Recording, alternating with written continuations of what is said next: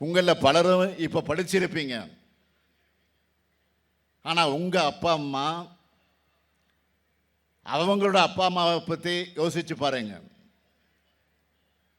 எதிர்காலத்தில் உங்கள் குழந்தைங்க படிக்க வேணாமா? நல்ல வேலைக்கு போக வேணாமா?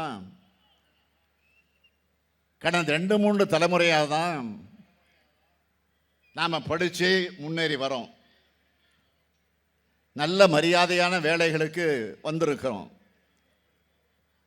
இதுக்கு என்ன காரணம்? நாம் போராடி பெற்ற இடஒதுக்கீடும் சமூக நீதியும் தான். இன்னமும் நமக்கான பிரதிநிதித்துவமான சரியான முழுமையாக கிடைக்கல. அதுக்கு யார் காரணம்? பாஜக. இடஒதுக்கீட்டுக்கு ஆபத்து உண்டாக்குறாங்க. ஏன்? ஒவ்வொரு முறையும் இடஒதுக்கீடு எங்கள் உரிமைன்னு போராட வேண்டியிருக்கு. ஏன்? ஏன்னா இடஒதுக்கீட்டுக்கும் சமூக நீதிக்கும் முற்றிலும் எதிரான கட்சி பாஜக. பாஜக மீண்டும் ஒரு முறை ஆட்சிக்கு வந்தால் இந்தியாவில் இடஒதுக்கீடு முறை இருக்காது. சமூக நீதிக்கு சவக்குழி தோண்டிடுவாங்க. நம்மோட மக்களை 100 ஆண்டுகள் பின்னோக்கி இழுத்துட்டு போயிடுவாங்க. இதுக்காக தான் நாம பாஜகவை எதிர்க்கிறோம்.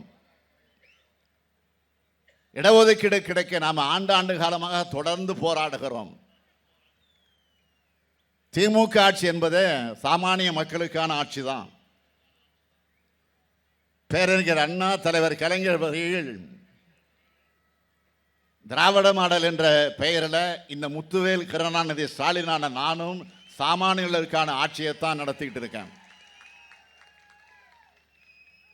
முத்தமிழறிஞர் கலைஞர் தன்னோட வாழ்க்கையே சமூக நீதிக்காக அர்ப்பணித்தவர். அவர் முதல் 2 முறை முதலமைச்சராக பொறுப்பேற்ற போதுதான்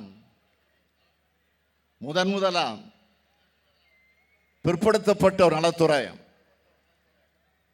ஆதி திராவிட நலத்துறை என்று தனித்தனியா புதிய துறைகளை